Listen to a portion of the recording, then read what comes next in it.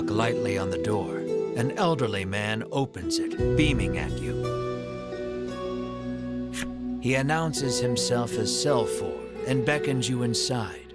Might he be the headman you've heard so much about? Ask me anything you like, he offers. Selfor receives your party, for whatever reason, rather graciously. He could well be a font of knowledge. What will you ask him?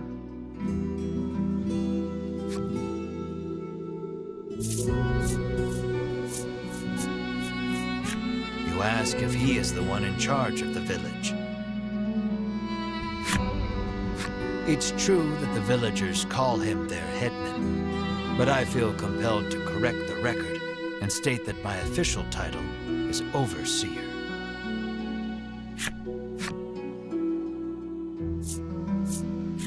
You make mention of the village's eccentricities. Selfor informs you that the island indeed suffers from an extreme shortage of medicine. He apologizes for the villagers' incivility. Consider it the price to pay for making the world a better place, he adds nonsensically.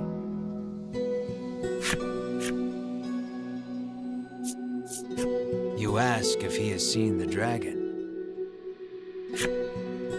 Why, yes, he says. He returned to this island just the other day. Oh, but don't worry, he continues. He hasn't caused us too much trouble. Needless to say, this does not comport with your understanding of the dragon. You notice Melanie lift an eyebrow at his use of the word returned. At any rate, the dragon's presence on the island is confirmed. You quietly celebrate the first credible lead you've yet received. Your questions satisfactorily answered, you thank Selfor and turn to leave. He asks you to stop. We have yet to discuss the terms of your living here, he declares.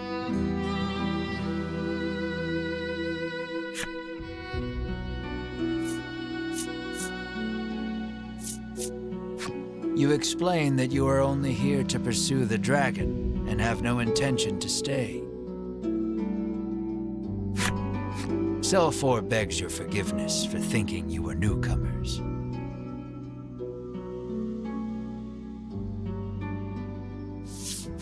It's perfectly understandable, though, what with the non-match among you, he says with a sneer.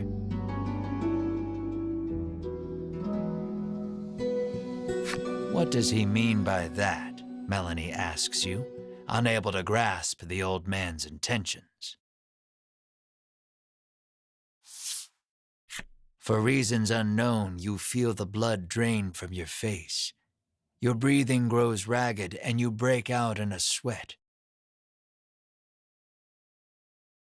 We're done here, you say defiantly, as you storm out of the house.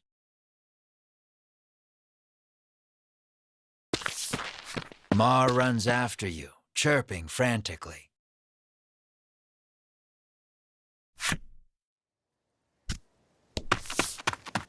Melanie and the others give chase, but you and Mar are well out of sight by the time they make it outside.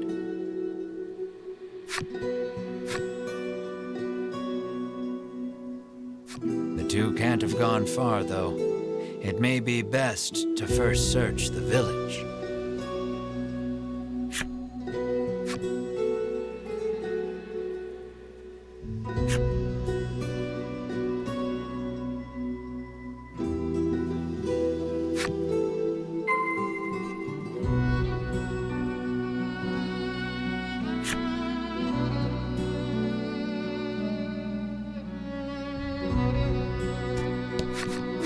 Sherwin is still tending to the villagers' needs. Melanie explains the sudden disappearance of her allies. They ran down the road leading west, Sherwin says calmly.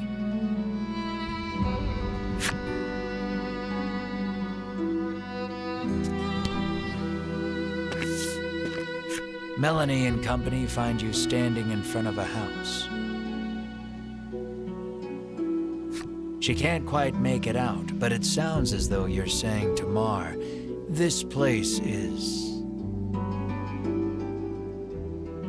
Melanie calls out to you, prompting you to blurt out, "Sorry, just had a bad stomachache back there," in your characteristically glib manner.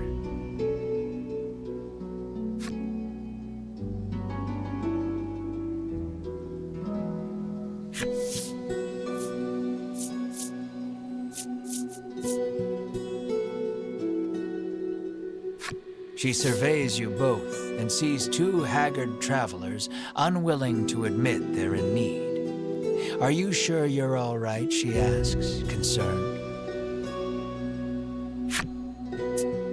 "Fine, absolutely fine," you tell her, perhaps too eagerly. "So you were worried about me," you shoot back. "No, I wasn't," she replies, her face reddening.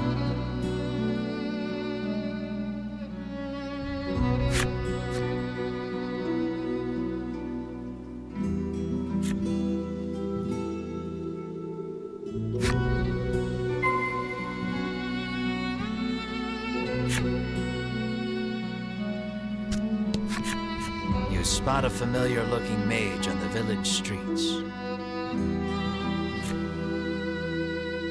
Winifred takes no notice of you and ducks into the apothecary. "So, the Ivory Order buys their medicine just like everybody else," you muse to yourself as you prick up your ears and listen carefully. Winifred and the apothecary speak in hushed tones. You'd guess it's an order for special medicine, but you can't make it out. Alas, she's just buying the usual stuff. Nothing remotely interesting about that.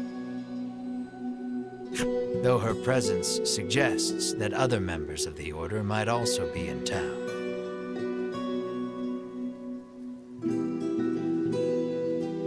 With no desire to run into them, you make yourself scarce before she catches sight of you.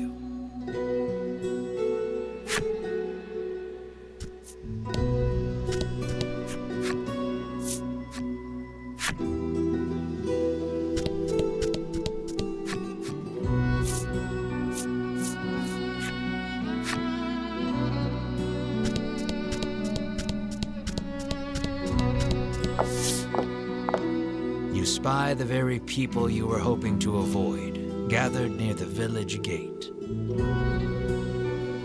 "The last thing we need is a confrontation," you mutter, spying them from the shadows. "Why are we always hiding?" Melanie hisses under her breath.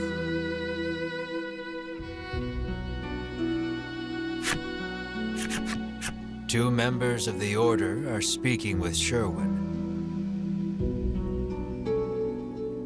Given how deferential they appear to be acting toward him, you hazard a guess that he's their superior.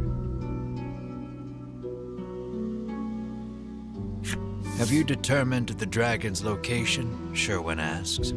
Hedwin launches into his report. "The dragon appears to be occupying the volcano. I suggest we move to capture him immediately," he counsels. Now who should appear but Winifred, fresh from her shopping excursion. "Preparations for our journey into the volcano are complete," she reports, handing Sherwin a bottle of something. "Splendid." Sherwin walks off and out of sight, the other three following close behind.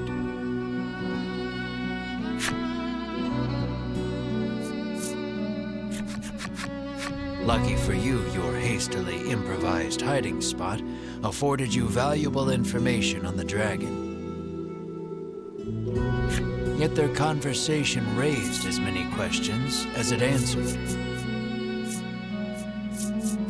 There was talk of capturing the dragon. Melanie picked up on the incongruity as well. The queen ordered the dragon killed, she reminds you.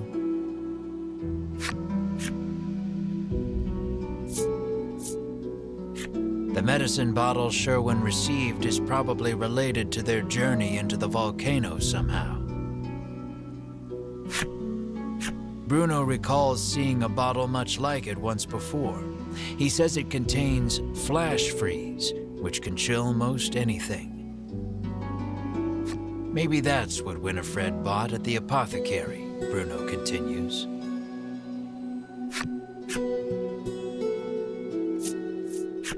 You know that the dragon is lurking in the volcano, but you haven't a clue how to get from here to there.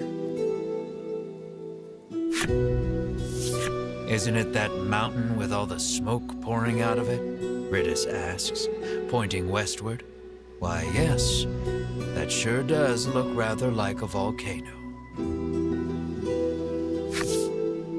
You narrow your eyes. You three have no right being this helpful, you think?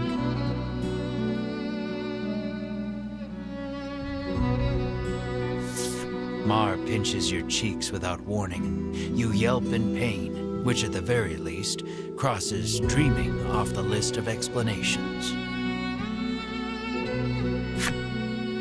Returning to the matter at hand, it's clear what must be done.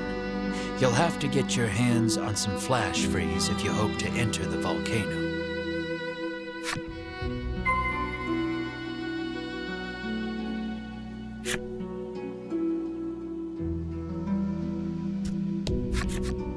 Happen to have any flash freeze for sale? You cheerily ask the apothecary.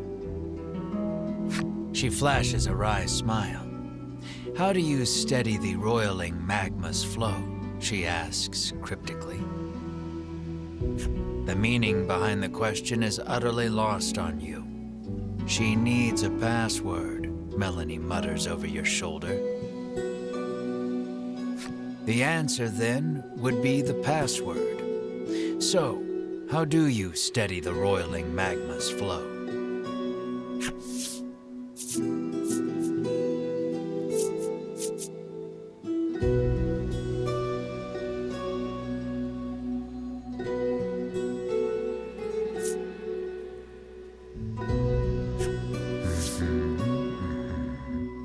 She mutters softly.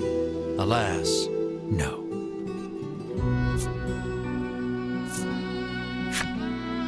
She pulls out her wares, but what you need is not among them. Your password merely granted you entry to the apothecary.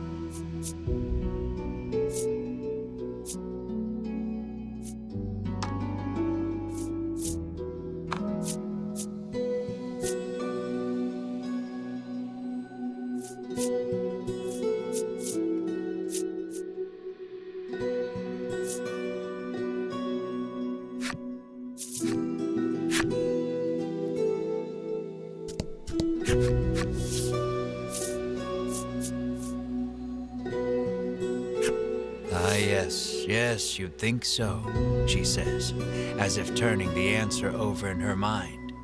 But you'd be wrong.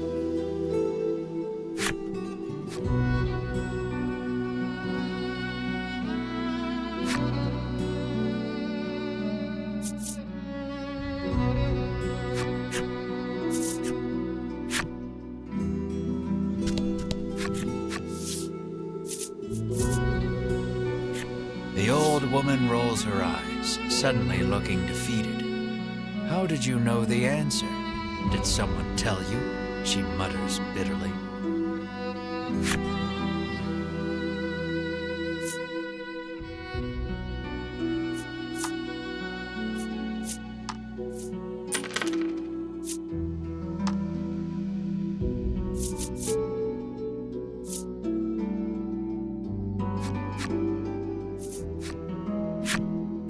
You've managed to crack the code, and a bottle of flash freeze is yours. At last, you are ready to enter the volcano. You've got a long road ahead of you, so you had best be prepared.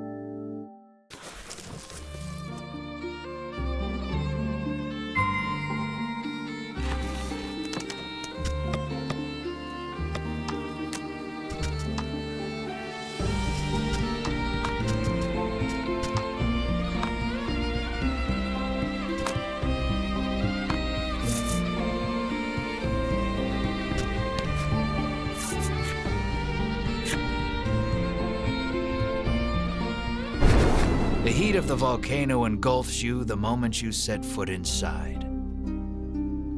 Of course, the dragon is hiding out here. Guess it's as good a place as any to corner him, you reason with yourself, trying to keep your spirits up.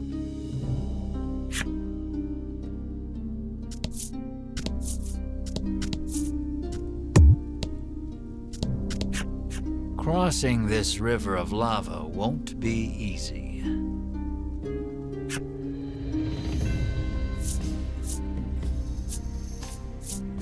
Here's how you cross a lava river. Bam! You open the bottle of flash freeze and pour some into the raging river of lava.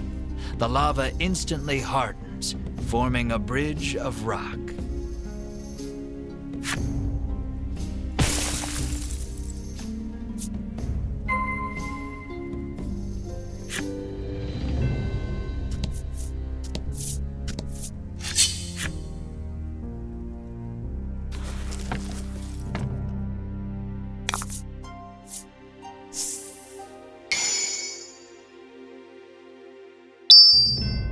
And fight.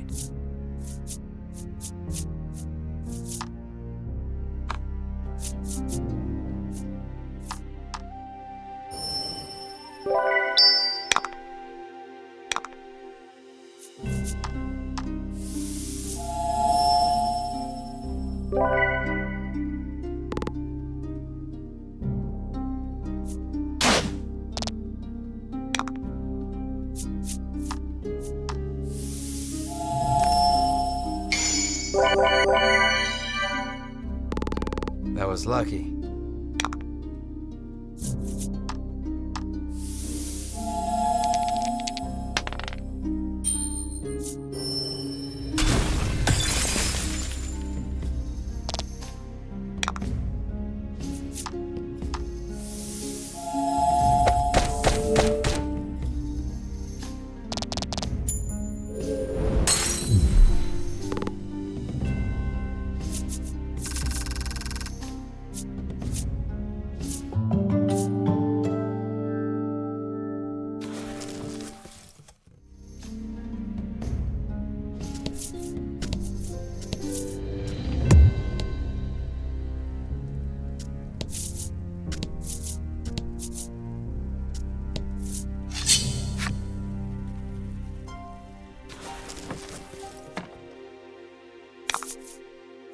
Don't hold back.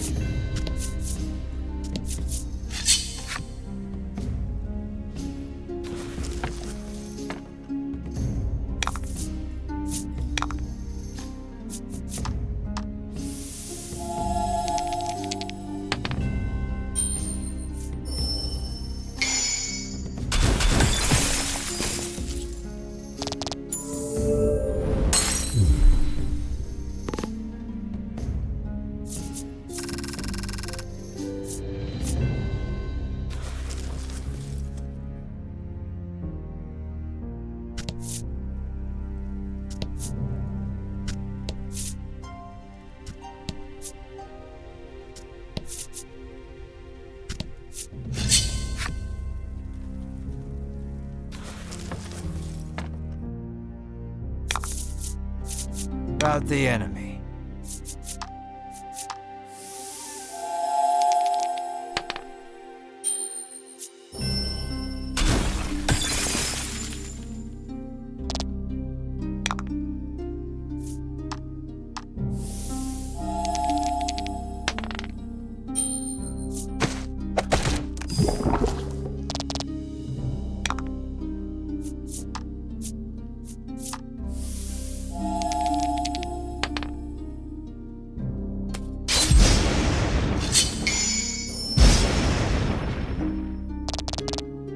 Excellent.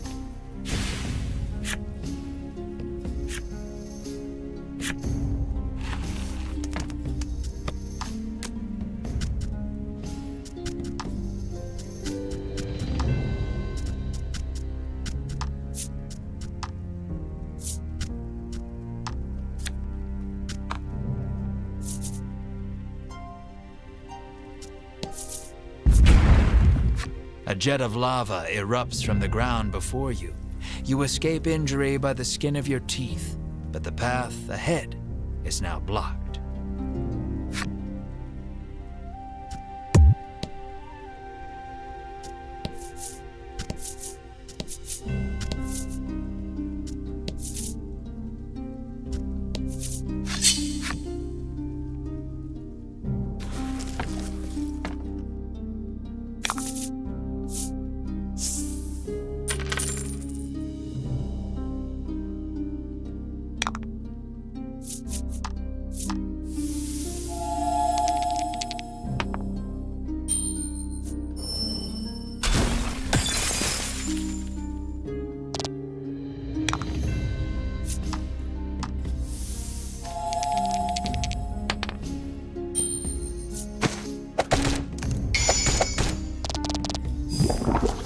Fortune favors the bold.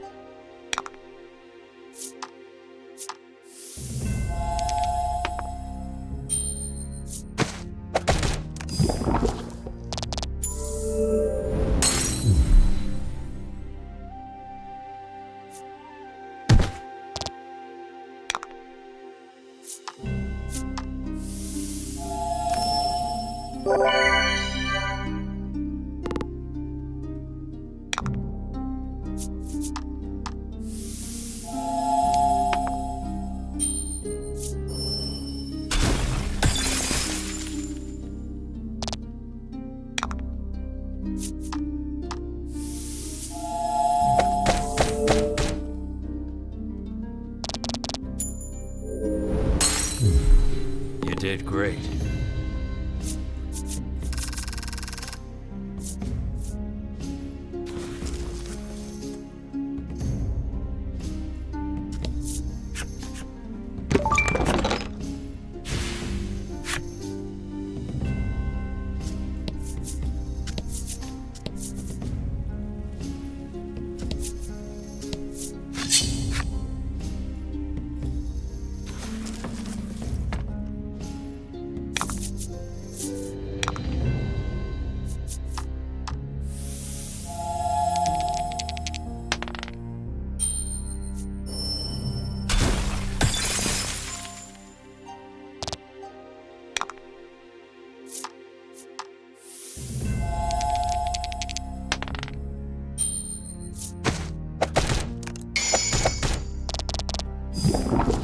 Fortune favors the bold.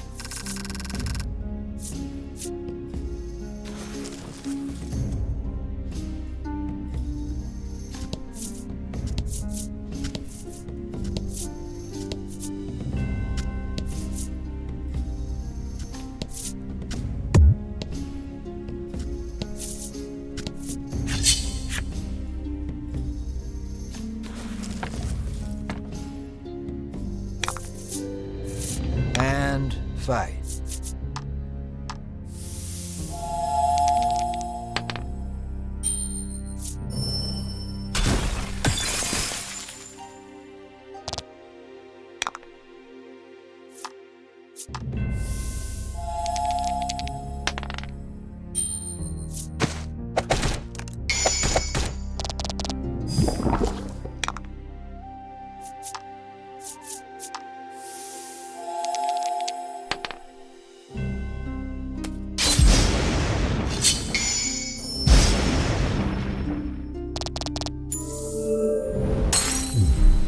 That was lucky.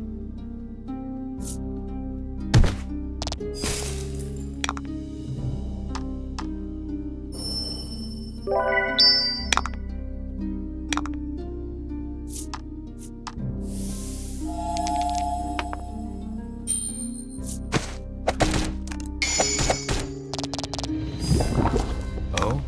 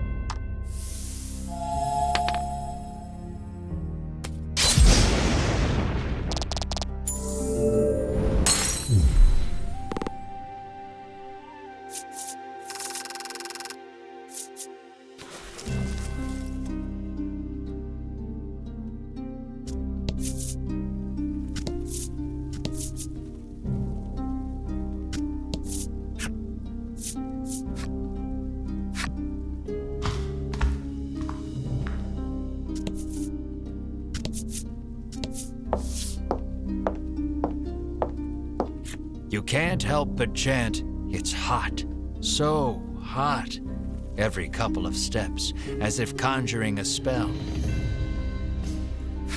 You're just wasting energy, Melanie chides. Perhaps you could stand to learn a thing or two from her rational approach. Bruno seizes on the moment.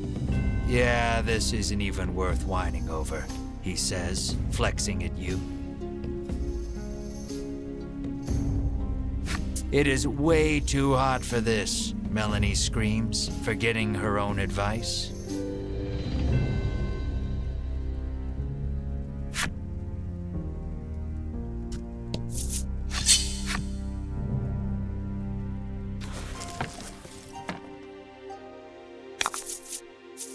Let's do this.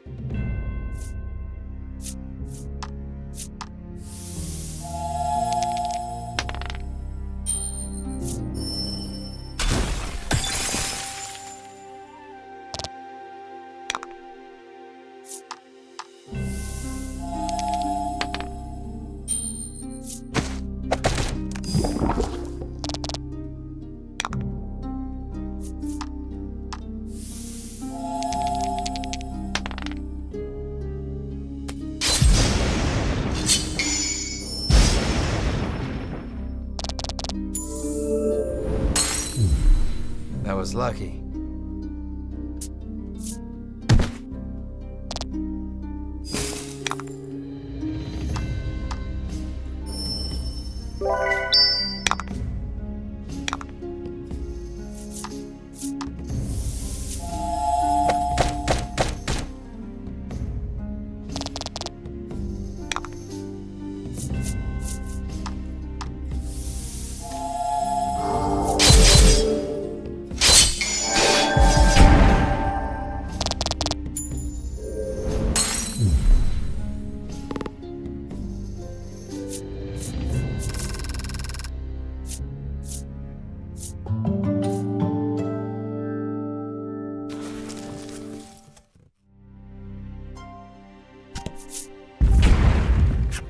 wave of lava rushes past you, leaving a pile of boulders in its wake. You take a fortunate but ungainly fall backwards, but sadly you must find another route now.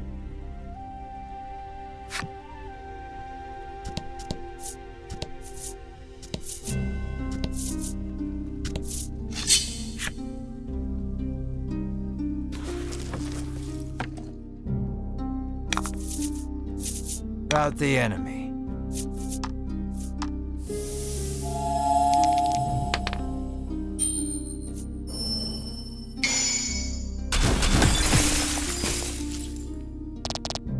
Excellent.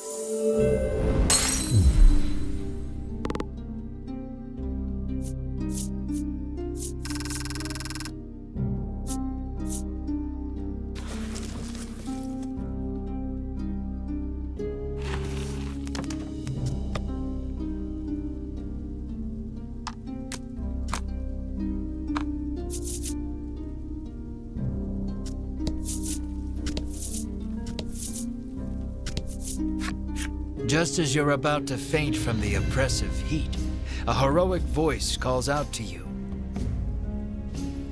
You turn and watch with wide eyes as beads of sweat glisten over his muscular body, only snapping out of your reverie when he asks if you're okay. According to the man, conditions will only worsen from here on out. He offers to lend you a comfy sleeping mat and blanket to rest with before continuing your journey.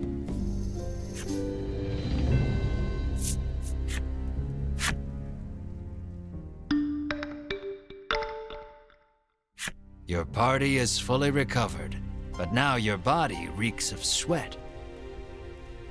You thank the man before heading on your way.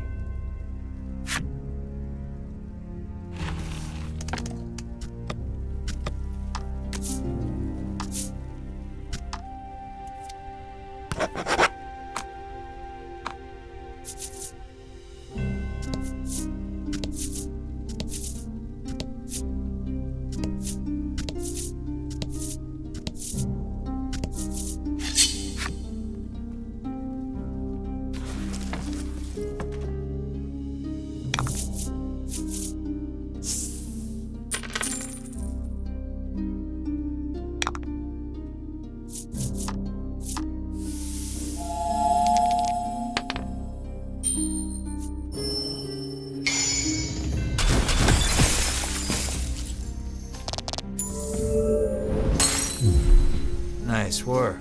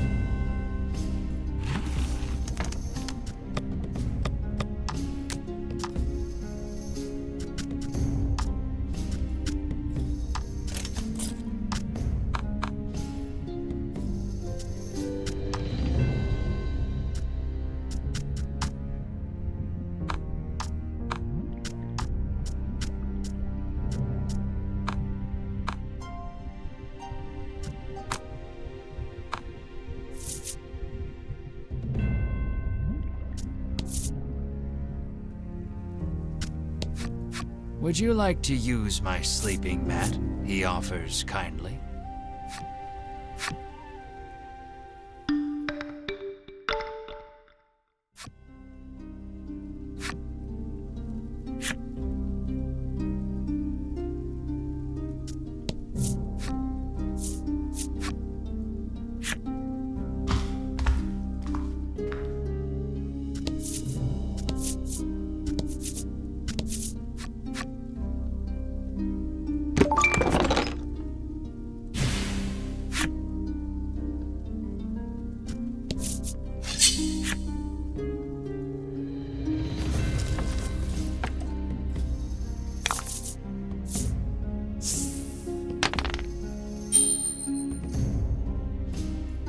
About the enemy.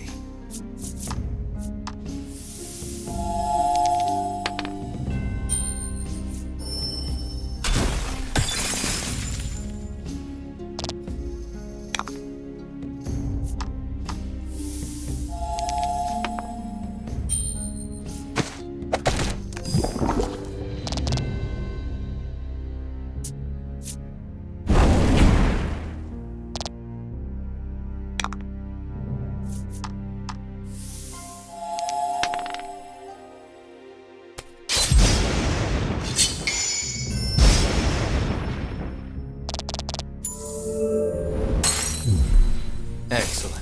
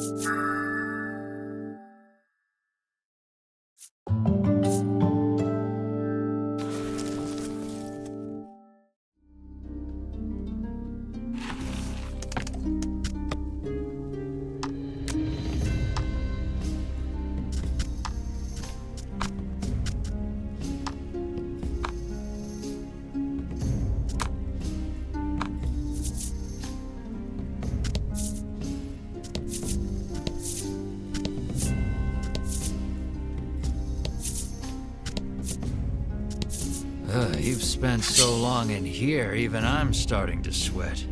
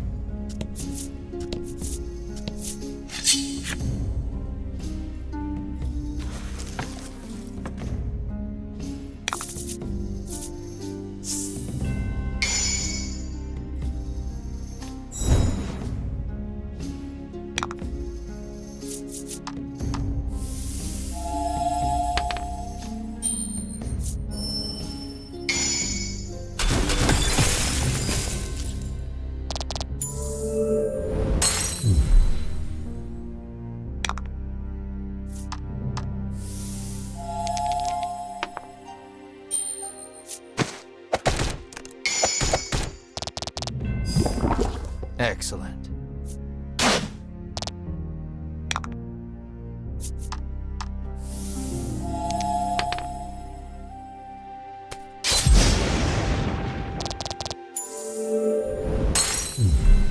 You did great.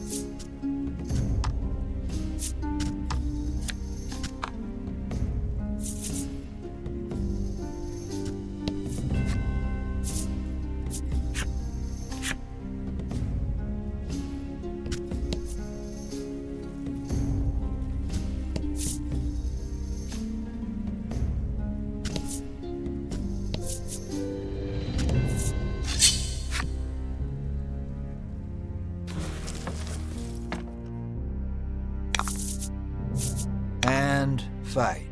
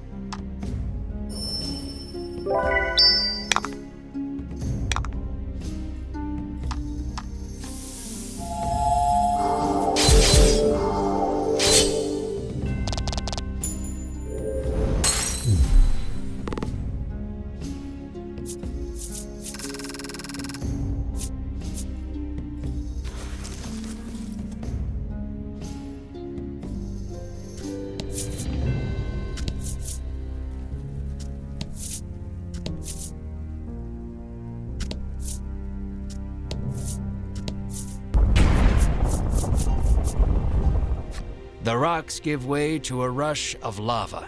You just barely manage not to fall in. Time to find an alternate route.